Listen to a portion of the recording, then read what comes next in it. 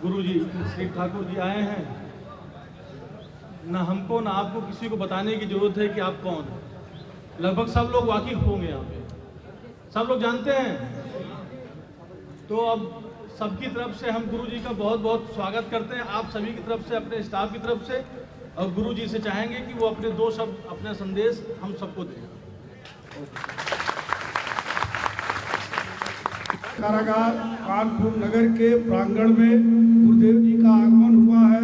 ये हम लोगों के लिए, हमारे बंदी भाइयों के लिए, हमारे कर्मचारियों के लिए परम सौभाग्य का अवसर है, जिसका आप लोग गुरु जी के वचनों का और उसका पालन करिए और श्रवण करिए। यही हमारी शुभकामना है। हम हार्दिक धन्यवाद देते हैं गुरु जी का कि आज हम लोगों के बीच में हमारे जेल प्रांगण में आए। हमारी धरती जो है पवित्र हो गई, इसी का हमें बहुत बड़ी खुशी है। धन्यवाद धन्यवाद सभी लोग।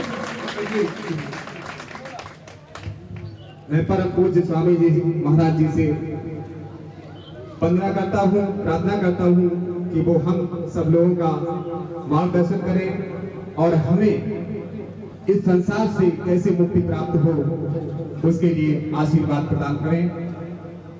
माननीय परम पूज्य स्वामी जी महाराज। वासुदेवाय हरये परमात्मने प्रणतक्लेशनाशाय गोविंदाय नमो नमः। वसुदेवसुतं देवं कंसचाणूरमर्दनं देवकी परमानन्दं कृष्णौ वन्दे जगद्गुरुं। गुरुर्ब्रह्मा गुरुर्विष्णु गुरुर्देवो महेश्वरः गुरुर्साक्षात् परब्रह्म तस्मै श्री गुरुवे नमः।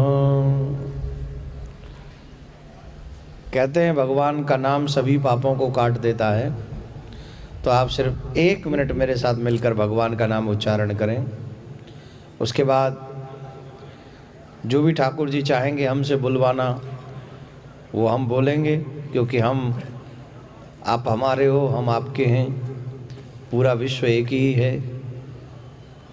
तो 2 मिनट भगवत नाम उच्चारण करें, उसके बाद चर्चा शुरू करेंगे। और निवेदन है, नाम संकीर्तन में ताली बजाइएगा मेरे साथ मिलकर।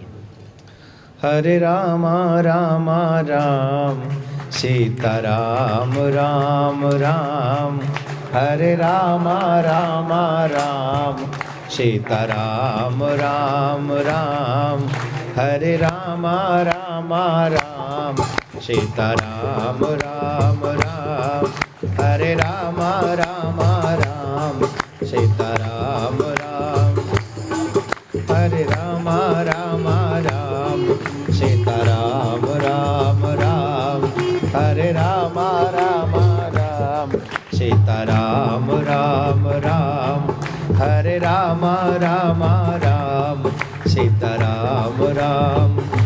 सभी कीर्तन करिए, इससे हमारे पाप कटेंगे और सजा में भी कुछ कटौती हो सकती है अगर भगवान चाहे तो। हरे राम राम राम सीता राम राम राम, हरे राम राम राम, हरे राम राम राम सीता राम राम राम, हरे राम राम राम सीता राम राम राम, हरे राम राम राम सीता राम राम राम, हरे राम राम राम, हरे राम राम राम सीता राम राम राम, हरे राम राम राम सीता, हरे राम राम राम सीता राम राम राम, हरे राम सीता राम राम राम, हरे राम राम राम सीता राम राम राम, हरे राम राम राम, माता की, बोलिए भारत माता की, बोलिए भारत माता की। जेल अधीक्षक महोदय, श्री मिश्रा जी, श्री त्रिपाठी जी, श्री राय साहब और जितने भी हमारे यहाँ के व्यवस्थापक हैं, यहाँ के पदाधिकारीगण हैं, उन सबको मैं अपने हृदय से आशीर्वाद भी देता हूँ और आभार भी व्यक्त करता हूँ कि उन्होंने इतना सुंदर समय हमको दिया कि हम अपने भाइयों से मिल सकें, अपने बुजुर्गों से आके यहाँ पर मिल सकें। ये आपने हमारे ऊपर बहुत बड़ा उपकार किया है, इसके लिए साधुवाद।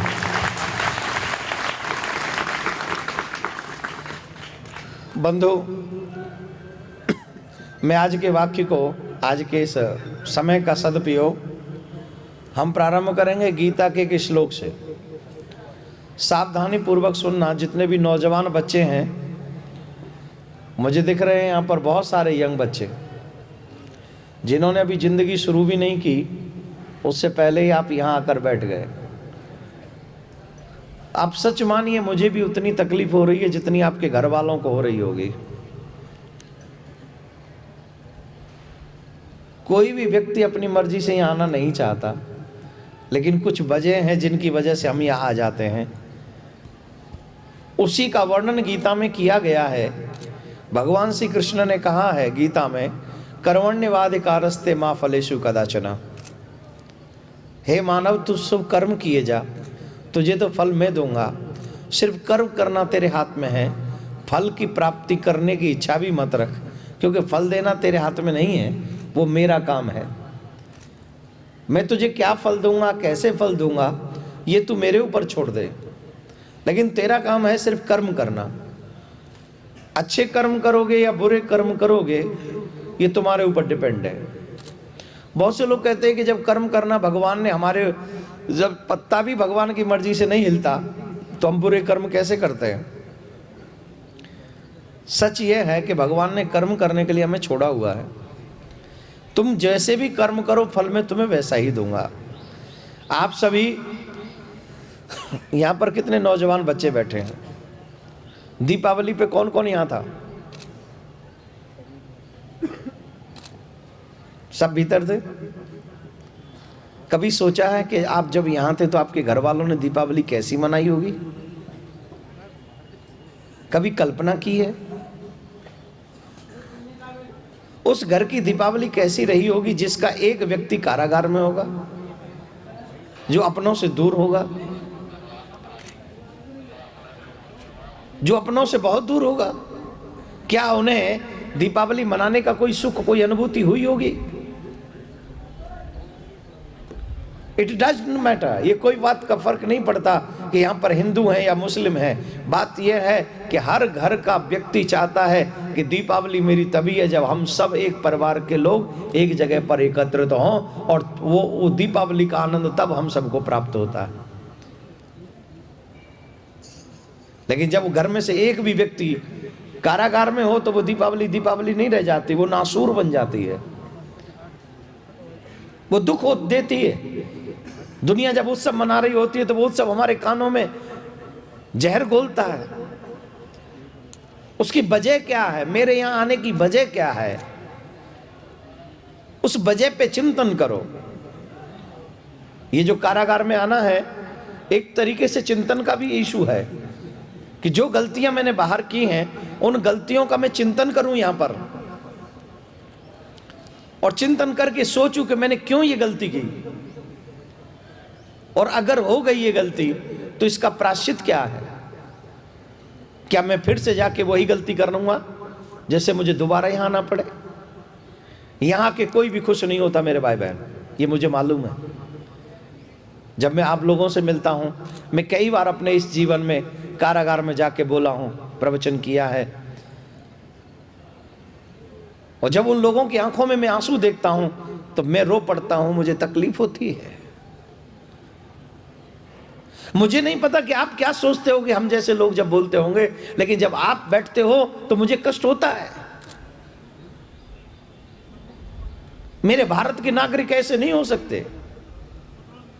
ये भारत के नागरिक तो हमेशा दूसरों को सुख देने वाले होते हैं, दूसरों को आनंद देने वाले होते हैं, दूसरों की खुशियों में खुश होने वाले होते हैं। फिर हम लोगों में वो इंसान कहाँ से आ रहा है जो गलतियां करता है, जो गुनाह करता है, और जो गुनाह करके अपने ही घर वालों को, अरे भाई तुम तो यहाँ सजा भोग रहे हो, लेकिन कभी कल्पना भी की है कि हमारी सजा के बाद में हमारे घर वाले घर में ही सजा भोग रहे हैं।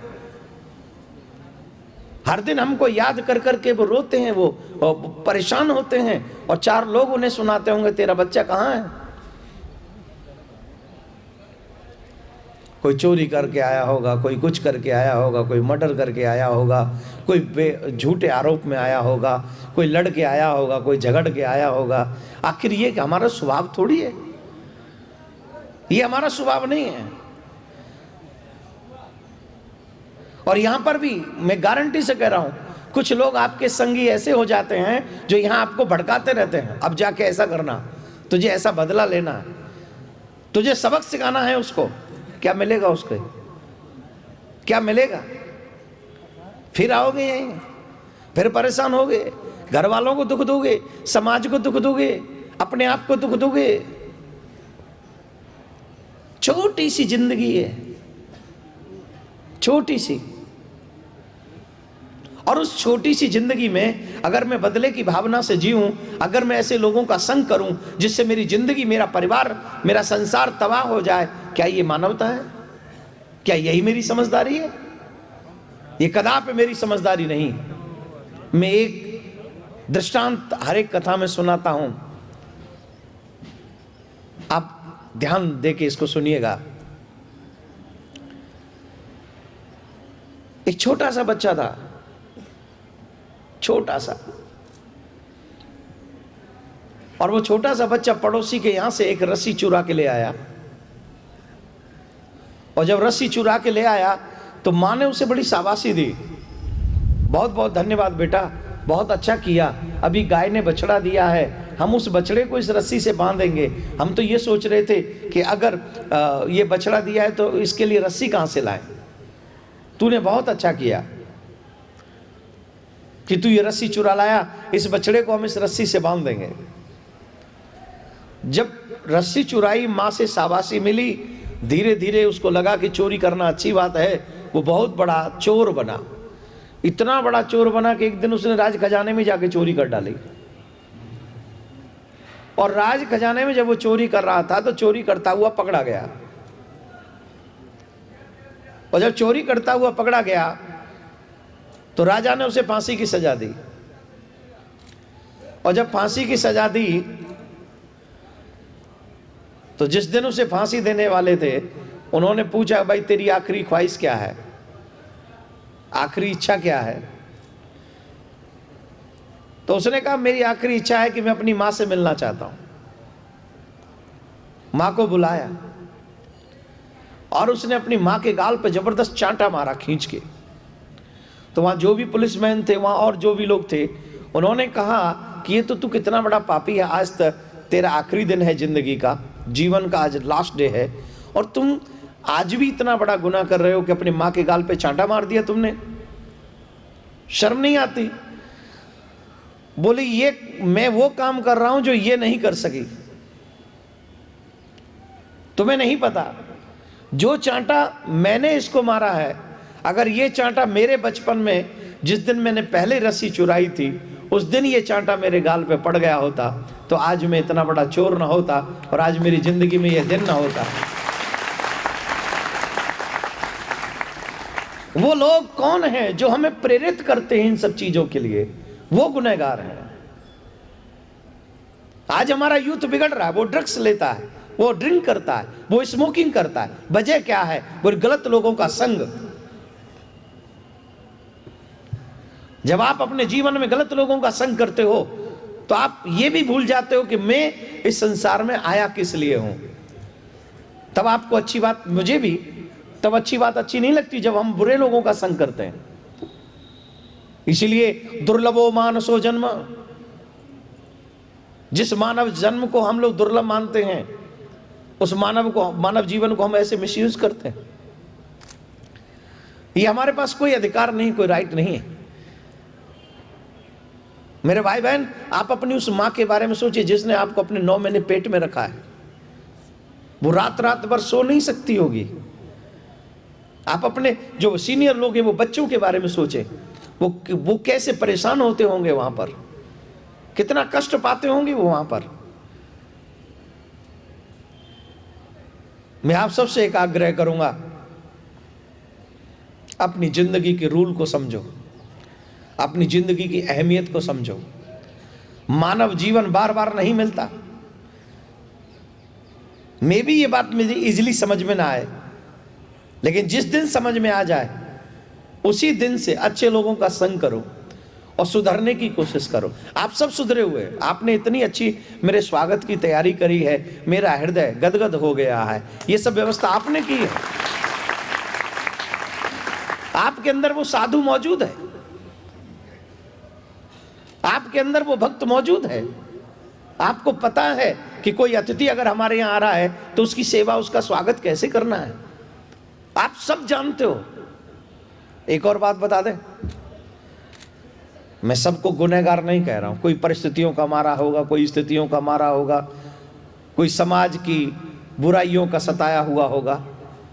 मैं ये सब बात जानता हूं, क्योंकि यहां सारे चोर नहीं बैठे। आजकल हमारे कानून ऐसे ऐसे अच्छे हैं, बहू से कुछ मत कहो, दहेज प्रथा लगा देती है। एक ही काम है बदला लेने का, दहेज प्रथा लगा दो। और ऐसा नहीं है कि सारी बहुएं ऐसी होती हैं, कुछ शैतान भी होते हैं जो दहेज के लालची होते हैं। तो सारे ही लोग गुनहगार हैं, मैं इस बात को नहीं मानता।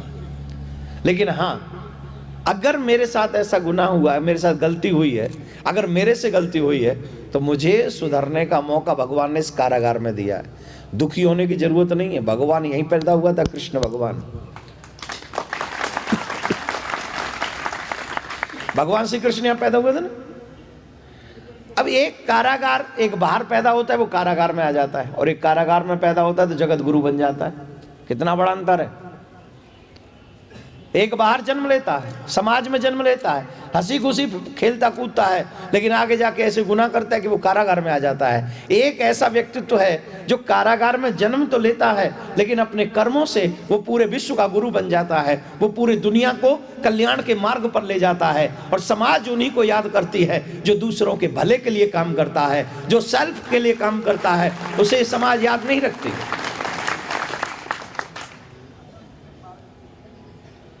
हर एक साधु में भी कमियां, न कहीं न कुछ कमी रहती हैं, और हर एक चोर में भी कहीं ना कहीं रत्नाकर वाल्मीकि छिपा रहता है। नाम सुना है वाल्मीकि जी का? सुना है? अभी काफी यंग बच्चे बैठे हैं, उनको एक कहानी सुनाता हूं रत्नाकर की, बहुत अच्छी है, सुनोगे? अच्छा चलो बताओ, गलती किस, कौन कौन गलती कर करके आया यहां पर? हाथ उठाकर बताएंगे जो जो गलती करके आए। गलती करके आए हो, नीचे करो हाथ। वो गलती हमने किसके चक्कर में की होगी मैं बताऊं? या तो मेरी अपनी खुद की इच्छाओं की वजह से, या फिर मैंने अपने परिवार की वजह से, या फिर गलत लोगों के सुझाव की वजह से। ये 3 प्रमुख वजह हैं जिनकी वजह से हम गलतियां करते हैं, और इन तीनों को ही कैसे हैंडल करना है, यही हमारी समझदारी है। जो इनको समझ नहीं पाता है, जो इन्हें हैंडल नहीं कर पाता है, वो बह जाता है, वो गुनाह कर बैठता है। और जो इन्हें हैंडल कर सकता है, वो ही समाज का साधु बनता है, वही समाज को भलाई के रास्ते पे ले जाता है, वही कल्याण का मार्ग दिखाता है। रत्नाकर जो चोर है, मारकाट करता है, रास्ते से जाने वाले को जो भी मिलता है उसे छीन लेता है, और नहीं देता है तो उसे मार देता है। तो एक दिन देवऋषि नारद मिले रत्नाकर को। रत्नाकर से पूछा, भाई ये सब किसके लिए करते हो तुम? ये थोड़ी सी ज्ञान की बात बता रहा हूं, बच्चे लोग सावधानी से सुनना, क्योंकि तुम्हारे आगे पूरा जीवन पड़ा है। मेरे बाद शायद बहुत कम लोग आएंगे जो ऐसी चीजें आपको बताएंगे। हालांकि हमारे पुलिस विभाग के लोग भी काफी विद्वान हैं जो आपको इतना सुंदर सुंदर बातें सुनाते हैं। मैंने तो अभी ढोलक और बाजा सुन रहा था, बड़ा गजब का बजा रहे थे ये। सब बंदी हैं, बताइए। चलो यही सेवा सही है आपकी, हैं? देखिए ये भी एक सेवा है। तो नारद जी ने उस रत्नाकर से पूछा, तुम ये सब किसके लिए करते हो? रत्नाकर ने कहा, ये मैं सब अपने बच्चों के लिए करता हूं, अपनी फैमिली के लिए करता हूं। आप भी बाहर जो कमाते हो, या ये जितने भी लोग यहां पर बैठे हैं, खड़े हैं, ये जो इनसे पूछा जाए तुम ये सब कमाई अच्छी बुरी भली किसके लिए करते हो, क्या जवाब होगा? जोर से बोलो। परिवार के लिए, फैमिली के लिए, यही जवाब होगा। तो नारद जी ने रत्नाकर से पूछा, एक बात बता, तुम जो इतने पाप करते हो, क्या इस पाप में तुम्हारे घर वाले, तुम्हारी बीवी, तुम्हारे बच्चे साथ देंगे? क्योंकि सनातन धर्म के हिसाब से जो हमारे रूल हैं, कर्मण्यवाधिकारस्ते भगवान ने कहा, और नक्षीयते कर्म जन्म कोटि सतेरपि अवश्यमेव भोक्तव्यम कृतम कर्म शुभाशुभम न क्षीयते कर्म जन्म कोटि सतेरपि। जो व्यक्ति जैसे कर्म करता है उसे वैसी सजा भोगनी ही पड़ेगी, उसे वैसा फल भोगना ही पड़ेगा, चाहे उसे करोड़ों जन्म क्यों न लेने पड़े। जब तक उस कर्म की सजा उसे न मिल जाए, फल उसे न मिल जाए, तब तक वो कर्म समाप्त होने वाला नहीं है। तो रत्नाकर जी ने पूछा, जो पाप तुम ये करते हो घर वालों के लिए, जब इस पाप को भोगना पड़ेगा, क्या तुम्हारे घर वाले इसमें भाग लेंगे, शेयरिंग करेंगे, हिस्सा बांटेंगे? रत्नाकर ने कहा, अवश्य बांटेंगे, क्यों नहीं बांटेंगे? मैं ये गुनाह करता किसके लिए हूं? उन्हीं के लिए तो करता हूं। बहुत से लोग ऐसे भी होंगे, कारागार में ऐसे भी आते हैं जो चोरी करते हुए पकड़े जाते हैं। अच्छे अच्छे घर के बच्चे होते हैं, बाइक पकड़ते हैं, बाइक पे जाते हैं, वो माता बहनों की, बोलो बोलो, चेन, पर्स, मोबाइल छीन के भागते हैं। किसके लिए? अपनी इच्छाओं को पूर्ति करने के लिए। मम्मी पापा ने बाहर भेज दिया, जाके पढ़ो, और वहां पर आपने देखा वहां तो बड़े बड़े हाई क्लास के लोग रहते हैं, वो तो बड़े शौक पूरे करते हैं, फिर हम तो कर नहीं सकते, मम्मी पापा उतना पैसा नहीं देते, फिर बोले चलो चैन चुराते हैं। अब गए थे पढ़ने, शौक के चक्कर में चैन चुराई, भाई साहब मिल गए पुलिस वाले, वो पकड़ लाए और 2 मारे डंडे अंदर कर दिया बंद। अब घर वाले पूछ रहे कहाँ हैं, अब जवाब नहीं दे पा रहे कहाँ हैं, क्योंकि माँ बाप ने तो पढ़ने भेजा था। एक गलत संग की वजह से मैं गुनाह कर बैठा। पूछा कि तुम्हारे इस पाप में तुम्हारे घर वाले साथ देंगे? बोले अवश्य देंगे, मैं ये सब उन्हीं के लिए तो करता हूं। बोले जाके पूछो। बोले तुम भाग जाओगे? बोले नहीं भागूंगा, मैं यहीं खड़ा हूं। रत्नाकर गए, अपनी बीवी से पूछा कि मैं जो पाप करता हूं, क्या तुम मेरे इस पाप में मेरा साथ दोगी? जब भगवान मुझे इसका फल भोगने को कहेंगे, क्या तुम मेरे को इस पाप में मेरा साथ दोगी? पत्नी ने जो जवाब दिया, सभी बच्चे सुनना ध्यान से। आजकल तो एक और समस्या है, आजकल के बॉयज अपनी गर्लफ्रेंड की इच्छाओं को पूरी करने के लिए चोरी कर रहे हैं। ये मेरी बात से सहमत होंगे बड़े लोग। गर्लफ्रेंड को बड़े से बड़ा गिफ्ट दे सकें, इसलिए वो बैंक में एटीएम जाके तोड़ देते हैं। अरे तेरी एक गर्लफ्रेंड के चक्कर में तेरी जिंदगी की एटीएम खत्म हो जाएगी भाई, हमेशा के लिए समाप्त हो जाएगा तेरा फ्यूचर। और एक बात बता दे, जो गर्लफ्रेंड पैसे की सगी है, वो तेरी जिंदगी में कभी तेरा साथ नहीं निभा सकती, ये जिंदगी भर याद रखना।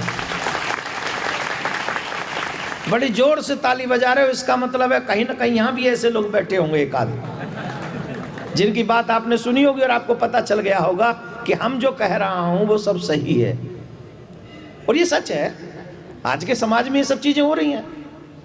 पत्नी से कहा कि मैं जो ये पाप करता हूं, क्या तुम मेरे इस पाप में साथ दोगी? पत्नी ने सीधा सीधा जवाब दिया, मेरे पिताजी ने कन्यादान किया है, और मेरे पिताजी ने कन्यादान किया है तो मेरे उदर की पूर्ति करना आपकी जिम्मेदारी है। मैंने कभी आपसे नहीं कहा कि आप मेरे लिए ये लाओ ये लाओ, आप जो भी लाते हो मैं उसी में सब्र कर लेती हूँ, लेकिन आपके किसी भी पाप में मैं आपका साथ देने वाली नहीं हूँ। शास्त्र में जो पुरुष पुण्य करता है, पत्नी को 50% मिलता है, और पत्नी जो पुण्य करती है 1% पुरुष को नहीं मिलता है। और पत्नी जो पाप करती है वो पुरुष को 50% बिना कुछ कहे मिल जाता है। हंसिए मत, ये सत्य है, शास्त्रों का नियम है। समाज रूल बनाए वो गलत हो सकते हैं, भगवान रूल गलत नहीं बनाता। उसको हम पत्नी कहते हैं, धर्म पत्नी कहते हैं। अब पति को कभी धर्मपति कहा जाता है? तभी तो आजकल तो खैर छोड़ो, पत्नी ने मना कर दिया, हम आपके पाप में साथ नहीं दे। अब बच्चों को उठाया गोद में, बेटा तुम मेरे पाप में साथ दोगे? बच्चों ने कहा जब तक हम जवान नहीं हो जाते, जब तक हम पढ़ लिख के बड़े नहीं हो जाते, तब तक हमारा पेट भरना आपकी जिम्मेदारी है। हमने नहीं कहा जाके चोरी करो, हमने नहीं कहा डकैती करो। अच्छा बताओ, हमारे घर वाले कभी कहते गलत काम करो जाके? बोलो कहते हैं? बोलो कहते हैं? किसके लिए करते हैं हम? बच्चों ने कहा हमने तो नहीं कहा ना आपसे, आप कर रहे हो, आप भोगो। रत्नाकर लिटरली रो पड़ा कि जिनको मैं अपना कहता हूं, जो पत्नी, मेरे बच्चे, जिनके लिए मैंने ये सब किया, वो एक सेकंड में बोल गए कि हम आपके पाप में साथ नहीं देंगे। जाके भगवान संतों के चरणों में गिर पड़े, बोले महाराज दुनिया में कोई किसी का नहीं है, अब बताओ मैं क्या करूं। भगवान की लिस्ट में, यहाँ की लिस्ट में जो होगा वो यहीं वाले जाने। लेकिन अगर आपने प्यार से मेरे साथ 2 बार राम राम कहा है तो आपके सारे पाप समाप्त हो गए आज तक आपने जो किए। आगे नहीं करोगे तो आप निष्पाप कहलाओगे मेरे परमात्मा की नजरों में। क्या बोलेंगे? जोर से बोलो, जोर से बोलो। जब व्यक्ति मर जाता है तो उसके बाद क्या कहते हैं ले जाने वाले लोग? जोर से बोलो, राम नाम सत्य है। क्या बोलते हैं? चोरी सत्य है, डकैती सत्य है, मर्डर सत्य है, रेप सत्य है, माँ बाप के साथ हिंसा सत्य है। ये तो सब हमें कानून की नज़र में गुनहगार बना देते हैं। सत्य है तो सिर्फ परमात्मा का नाम सत्य है, और वो हमसे भी पहले सत्य था, हमारे बाद में भी सत्य रहेगा, और अभी भी हमारे साथ भी सत्य है। इसलिए मैं आप सबसे ये बात कहने आया हूं, जितने भी मेरे नौजवान भाई हैं, आज आप मेरे सामने ये प्रॉमिस करिए कि अब एक बार अगर हम यहां से निकल गए तो दोबारा ऐसा कोई काम नहीं करेंगे जिसकी वजह से हमें यहां दोबारा आना पड़े। कौन कौन प्रॉमिस करेगा बताइए?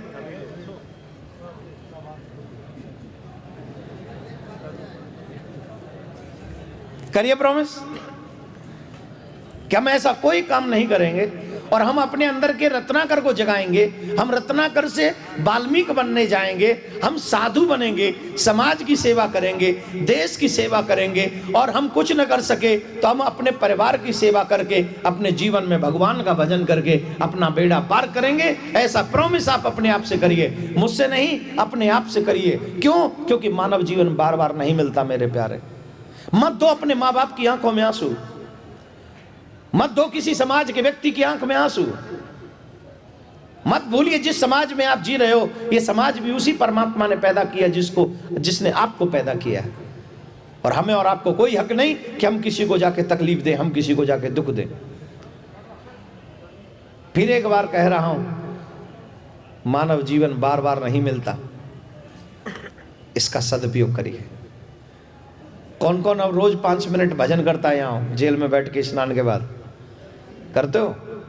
कितनी मिनट करते हो? चलो जितनी देर भी करते हो अब उसको बढ़ा दो मेरे कहने से। जब भी काम न मिले, वैसे तो यहाँ काम करने को मिलता होगा कुछ न कुछ, और न मिलता हो तो जब प्रसाद पालो या प्रसाद के बाद जब भी फ्री हो तो सिर्फ बजाय किसी से व्यर्थ की अब बात करने के, अपने यहाँ मुसलमान भाई बैठे हैं, यहाँ सिख भाई भी बैठे, सिख भाई तो नहीं है शायद यहाँ है, तो हाँ जो सिख भाई बैठे हैं वो अपने गुरु गोविंद साहब जी का नाम ले, जो मुसलमान भाई बैठे हैं वो अपने खुदा का नाम ले, और जो हमारे हिंदू भाई बहन बैठे हैं वो अपने राम और कृष्ण का नाम ले। मजहब चाहे, मैं तो एक बात कहता हूँ, हैं सितारे कई लेकिन गगन एक है फूल कई लेकिन चमन एक है। अरे लाश हिंदू की हो या मुस्लिम की, हमने तो देखा है दोनों का कफन एक है।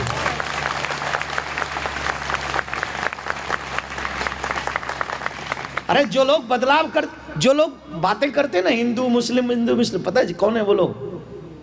वो सिर्फ वोट प्रेमी है, वो आपके प्रेमी नहीं है। इसलिए सारी दुनिया की हर चीज को छोड़कर इस संसार में एक चीज अच्छी है, प्यार बांटो, मोहब्बत बांटो, सबका कल्याण हो, कर सको तो करो, नहीं तो अपना बुरा मत होने दीजिए। मैं आप सबसे एक ही बात कहूँगा, मानव जीवन बार बार नहीं मिलने वाला है मेरे भाई बहन। आज के बाद आपकी किसी वजह से आपकी माँ की आंख में आंसू नहीं आना चाहिए, आपके पिताजी नहीं रोने चाहिए, आपके भाई बहन दीपावली पे अकेले नहीं रहने चाहिए। दीपावली जब हो, होली जब हो, तो उनको पता होना चाहिए कि मेरा भाई मेरे साथ है। अब मुझे नहीं पता आप लोग क्या फील करते हो, लेकिन मैं तो आपके बारे में सोच के मेरी आंखें नम हो रही हैं अभी। कभी उनके बारे में भी सोचो। अपने लिए तो कुत्ते भी जी लेते हैं, अपने लिए तो जानवर जीते हैं, दूसरों के लिए मानव जीते हैं। अपने परिवार के लिए जियो, अपने समाज के लिए जियो, अपने देश के लिए जियो। आपको एक कानून पता चला होगा, 8 तारीख को नोट बंद हो गए, सारे हो गए। ये हमारी जिंदगी भी ना उन्हीं नोटों की तरह है। मोदी जी ने तो फिर भी 3 घंटे का 4 घंटे का टाइम दिया, लेकिन ये जिंदगी तो हमें 4 मिनट का भी टाइम नहीं देती। जिस दिन जाना होता है 4 सेकंड में ही सारा खेल खत्म कर देती है। और जब 4 सेकंड का भी टाइम हमारे पास नहीं है, तो क्यों किसी से ईर्ष्या, क्यों किसी से द्वेष, क्यों किसी से नफरत। अरे मेरे प्यारे, तुम ब्रह्म के पुत्र हो, तुम ईश्वर के पुत्र हो, और ईश्वर सब में दया बांटता है, ईश्वर सब में प्रेम बांटता है। निकलो जब इतना प्रेम बांटना, इतना प्रेम बांटना, लोग कहें ये तो अब साधु हो गया है। और जिस दिन कोई तुम्हें ये कमेंट मिले साधु हो गया है, उस दिन मुझे याद करना, मेरे वचन को याद करना, और सोचना कि जो उन्होंने कहा था वो आज चरितार्थ हो रहा है। वो तुम्हें एक दिन साधु कहेंगे, फिर एक दिन प्यार देंगे, और फिर एक दिन तुम्हारी पूजा भी करेंगे। ये मेरा वादा है तुम्हारे साथ। ये समाज बहुत अच्छा है। इस समाज में मेरे जैसे लोगों को ये बहुत प्यार देते हैं, गोद में रखते हैं, हाथों में उठा के रखते हैं। इतना प्यारा समाज है ये। इस प्यारे समाज को हम लोग नफरत से गंदा नहीं कर सकते, हम लोग ईर्ष्या से गंदा नहीं कर सकते। मेरे पास ये अधिकार नहीं है कि मैं इस प्यारी समाज को दूषित कर दूं। तो जब भी यहाँ से निकलो, अपनी माँ के अच्छे बेटा बन के निकलना, अपनी पत्नी के अच्छे पति बन के निकलना, अपनी बहन के अच्छे, जैसे आपकी बहन को आपकी वजह से नजरें न झुकानी पड़े। इन्हीं शब्दों के साथ आप सबने अपना कीमती समय हमें दिया, और मैं यही करूँगा कि आपको मेरी बात समझ में आई होगी, और कुछ अच्छा लगा होगा आपको मेरी बातों में। लगा है कि नहीं? मैं आपका अपना हूँ कि नहीं? भाई हूँ कि नहीं? मैं आपका अपने छोटे भाई की बात मानोगे कि नहीं मानोगे? प्रॉमिस करो। अपने छोटे भाई की बात अगर आप मानोगे, मैं सच कहता हूँ, मैं आपके बहुत काम आऊँगा, जीवन में बहुत काम आऊँगा। जब भी आपको समय मिले आप हमारे पास आइएगा, और हम आपकी सेवा करेंगे जितनी भी हमसे बन पड़ेगी। बोलो राधे राधे। ऐसे नहीं, सब बैठ के जोर से बोलेंगे, दोनों हाथ उठाकर बोलिए राधे राधे राधे राधे। परोपकार बहुत बड़ी चीज होती है। 2 मिनट कीर्तन करें और उसका फल उनको लगे और उनका कल्याण हो।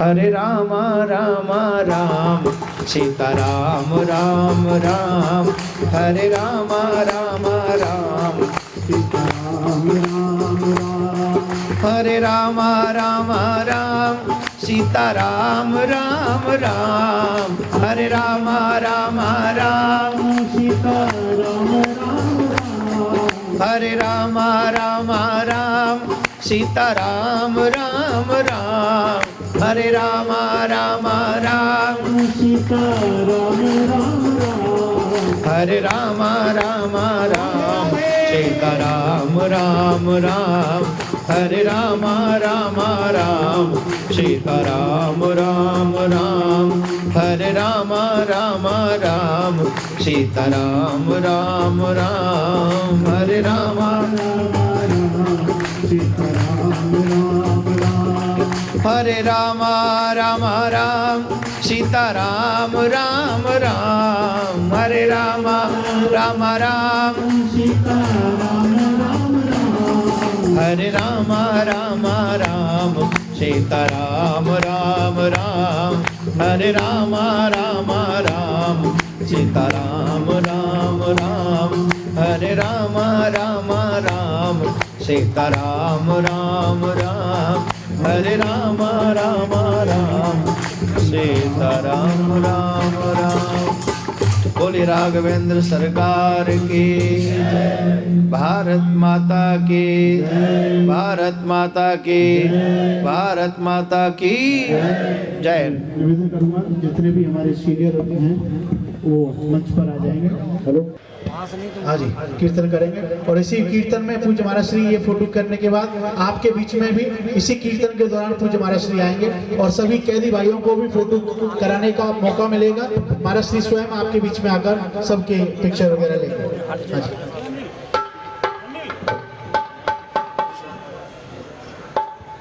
मैं निवेदन करूंगा हमारे जेल अध्यक्ष, देखो देखो ये गरीब का हाल, रस्म के दर पे विश्वास करके आया हूँ, मेरे बचपन का यार है मेरा शब। कोई खड़ा नहीं हो, कैदी भाइयों से निवेदन, कोई खड़ा नहीं हो और कोई चरण नहीं छुए, हाथ जोड़े केवल, कोई खड़ा नहीं हो।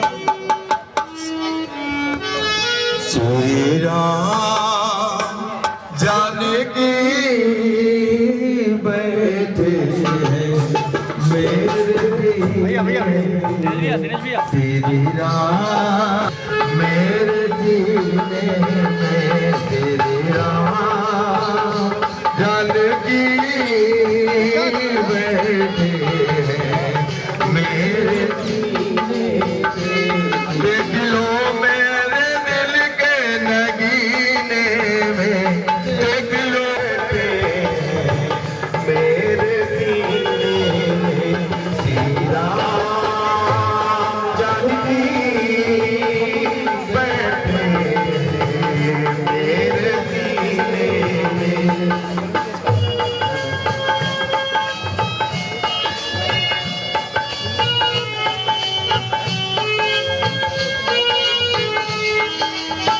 हेलो हेलो हेलो,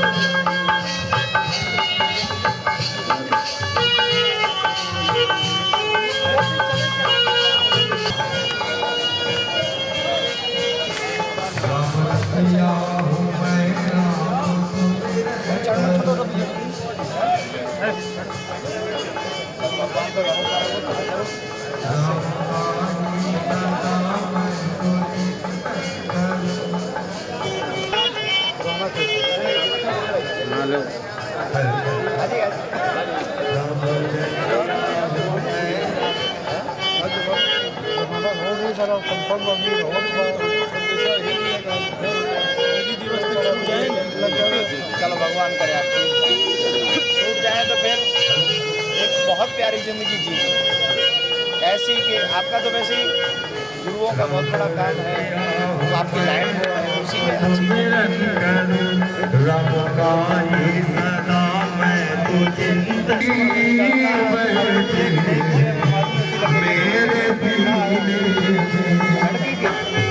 ने मदद किया कि नहीं, तो उसके चक्कर में मैं आगे से नहीं किया भी नहीं। कहाँ के है? कानपुर के पास। चलो भगवान से प्रार्थना। हाँ, बाप भी है, भाई बहन भी है, सभी लोग।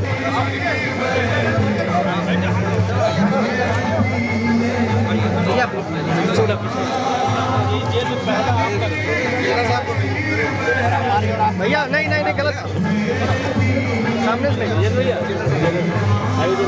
हम एक मोबाइल के चक्कर में सबका वीडियो खराब होएगा।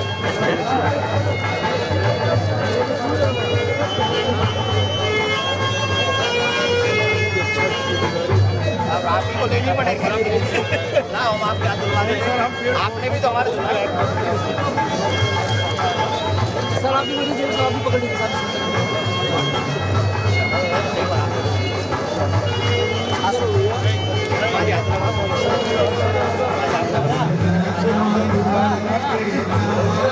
भैया मोबाइल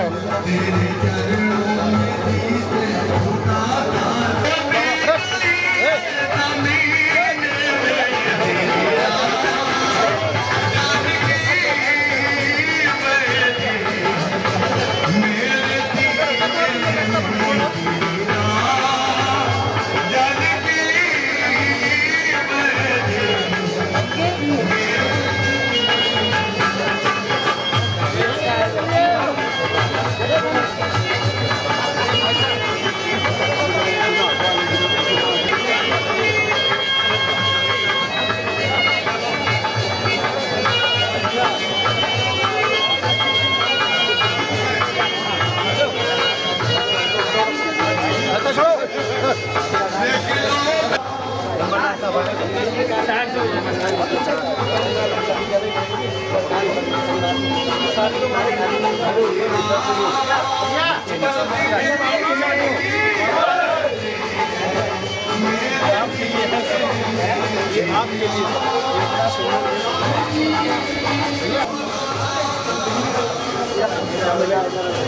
प्रशासन करने में, इस प्रकरण से हमको प्रशासन करने में बड़ा आराम होता है।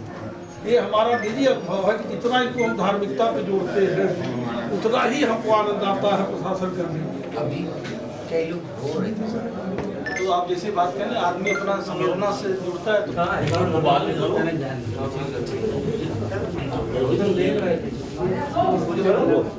आज आपने कानपुर जिला कारागार में सत्संग किया है, क्या मकसद है इसका?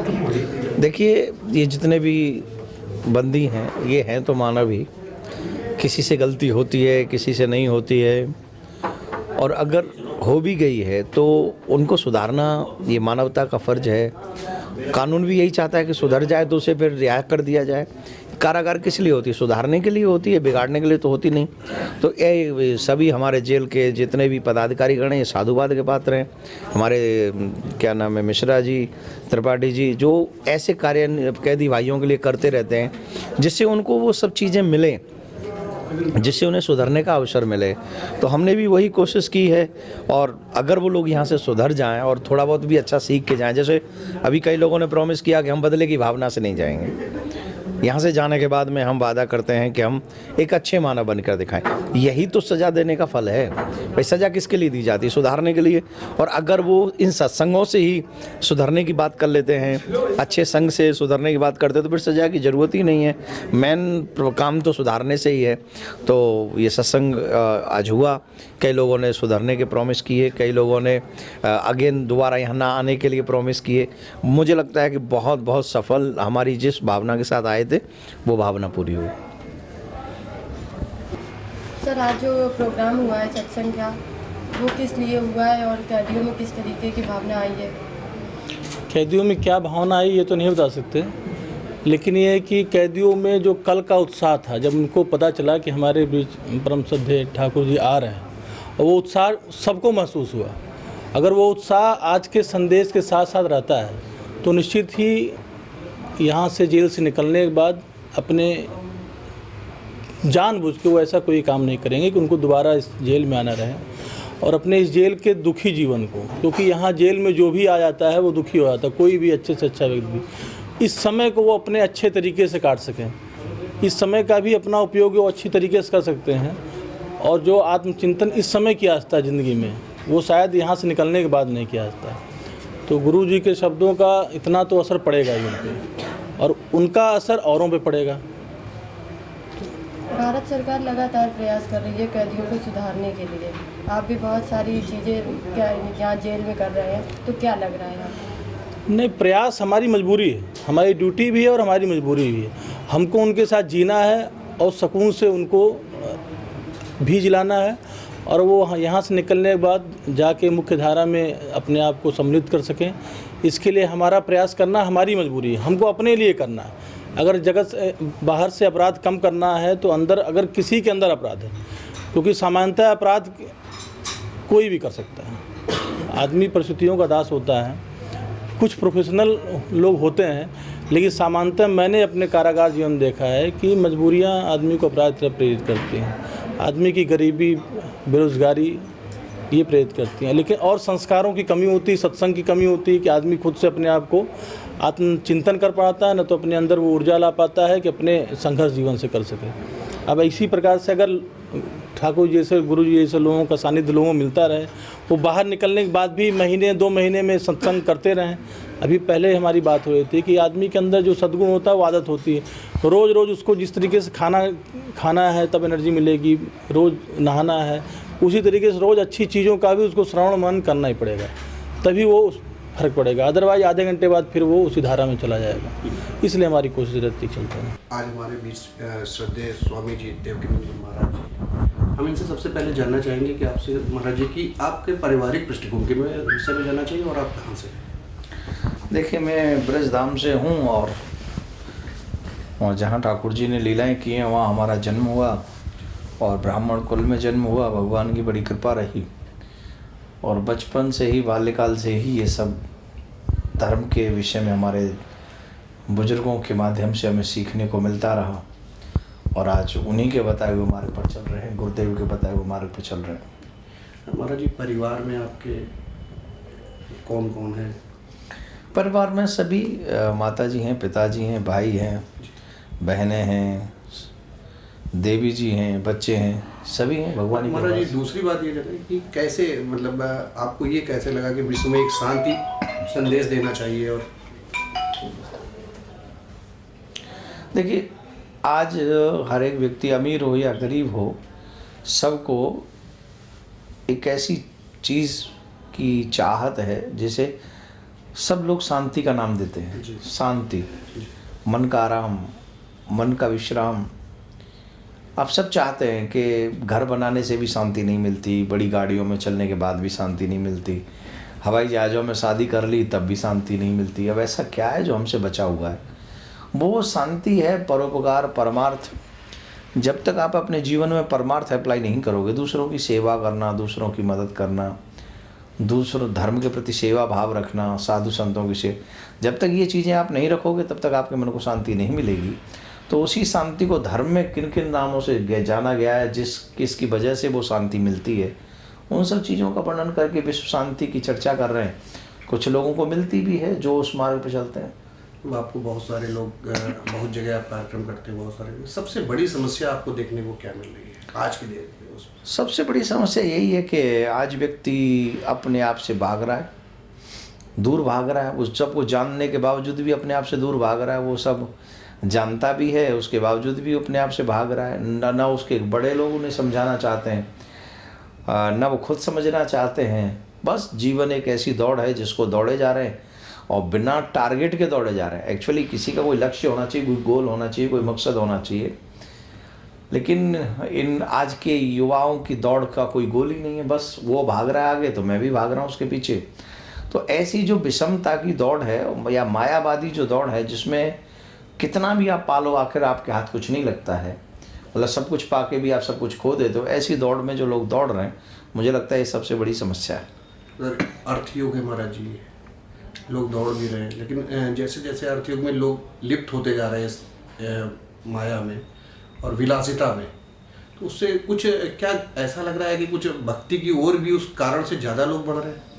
नहीं, विलासिता में जाएंगे तो भक्ति में कहाँ से आएंगे? जो सत्संगों का प्रभाव है, जो साधु संतों का प्रभाव है, जो कथाओं का, पुराणों का प्रभाव है, जो इनको एक बार सुनता है, पढ़ता है, वो आध्यात्मिकता की ओर बढ़ता है। लेकिन जो अन्यत्र यत्र तत्र भटकते हैं, उनको कहीं अन्य व्यवस्थाओं में उन्हें फंसे रहना पड़ता है। और वो भोग विलासताएँ क्या है? ये टीवी, ये मोबाइल, ये मूवीज़। जब से हमारे देश में मूवी और टीवी चैनलों का ज़्यादा हुआ है, तब से हमारे बच्चे, युवा जो हैं, वो एक दूसरी दिशा पर चले गए। और कुछ ऐसे लोग भी टीवी चैनलों पर बैठ गए हैं जो गलत को ही सही साबित करने पे तुले हुए हैं। और वो इस तरीके का सही साबित करने पे तुले हुए हैं कि यूथ को सच्चाई से डर लगता है, वो उस तरफ जाना ही नहीं चाहते। तो वो बहुत बड़ी समस्या है। एक व्यक्ति आजकल जो पैसे हमने गलत तरीके से कमाए या हमने गलत काम कर लिए, तो कुछ लोगों का ये ज़्यादातर देख रहा हूँ कि उन्होंने कहा कि फला जी है, दान दे दिया, एक पंडित घर पे लगा लिया। उन लोगों के लिए क्या संदेश, उससे क्या शांति आ सकती? देखिए, मैं आपको एक बात बताऊँ, आप अच्छा करो या बुरा, धर्म तो फिर भी करना ही पड़ेगा हमें। ऐसा नहीं है कि धर्म, आप चोर हो तो आप धर्म नहीं कर सकते, मर्डरिस्ट हो तो आप धर्म नहीं कर सकते, ऐसा कुछ नहीं है। धर्म तो हर एक व्यक्ति के स्वभाव में ही है। पर यहाँ जब आते हैं तो वो सब भाग जाते हैं, स्वभाव चेंज कर लेते हैं, दुनिया में जीना अलग टाइप से शुरू कर देते हैं। तो ये जो सारी चीज़ें, धर्म तो सबने किया है, जिन्होंने दूसरों की हत्या भी की है। रावण को हम लोग राक्षस मानते हैं, लेकिन वो कितना तपस्वी था। तो इसका मतलब नहीं धर्म करना छोड़ दो, अगर पापी हो तो धर्म करना।